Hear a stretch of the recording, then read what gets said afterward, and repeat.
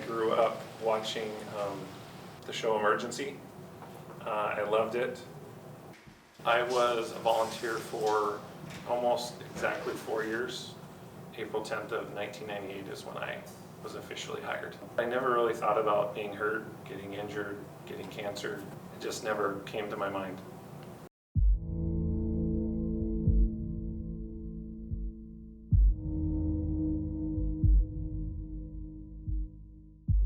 In 2014, I went in for my physical. We would do the normal blood work with some extra stuff.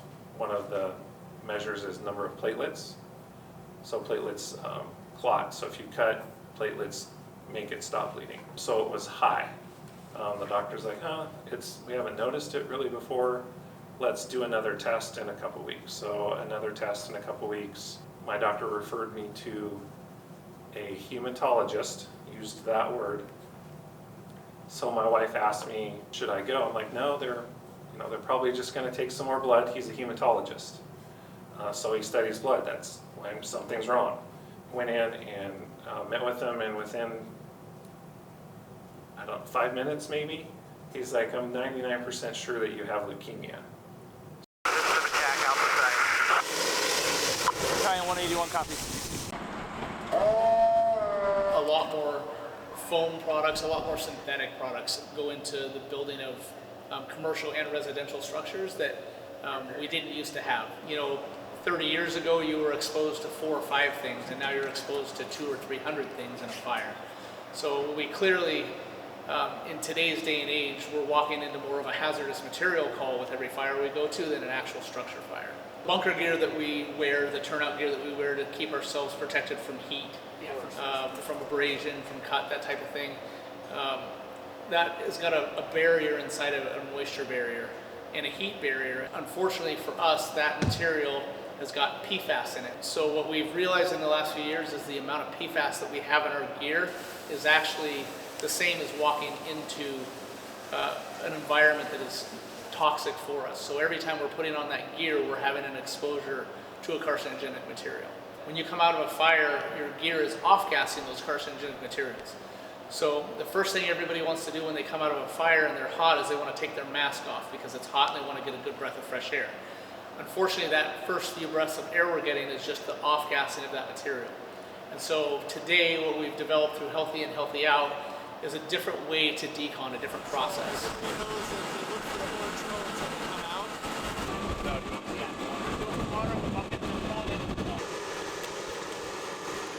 When you walk out of a fire, you don't go off air. You go straight to the decon area, and then those crews decon each other before they come off air.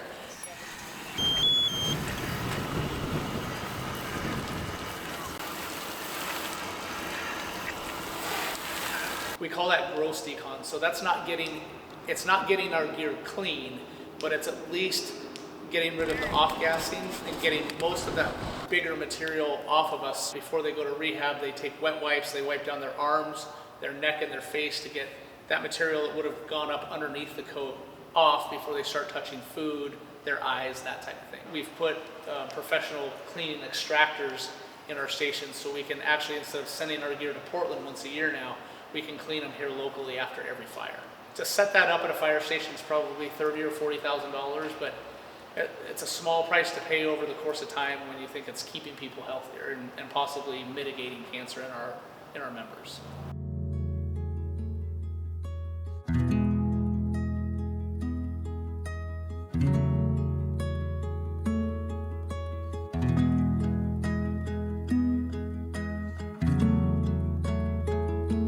Was a 6-month process of getting right dosage, blood work, almost every week to measure levels and adjusting the medicine that I take.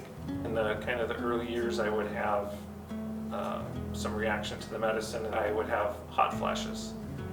I would be sitting at work and feel myself getting flushed, and I would literally have pools of sweat on the desk underneath me, and it would just come on.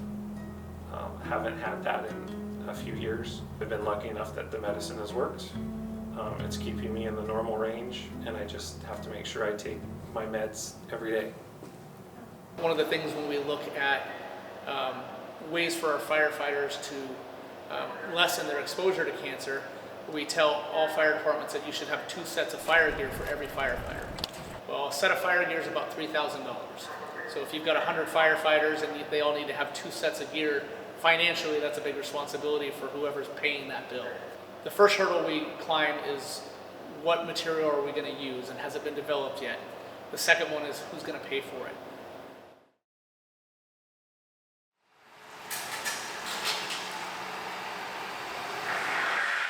For me, there was never a stigma. I told my story and I told it to anyone that would listen because I wanted people, especially firefighters, to get their physicals and find out. There is some stigma. Well, some firefighters will say, well, I don't want to know. Well, why would you not want to know if you could do something? Being able to have your department put you through a cancer screening every year. We're working with companies around the country right now trying to bring those in and get them paid for. We're also trying to get them paid for by the state and federally so our firefighters can all have access to that. We look at cancer and the difference between finding somebody at stage 2 versus stage 4. Mine is chronic because it's at the genetic level. You can't fix me. I have it the rest of my life. The good piece for me is the fact that my daughter doesn't have it. I have it because I was exposed to something.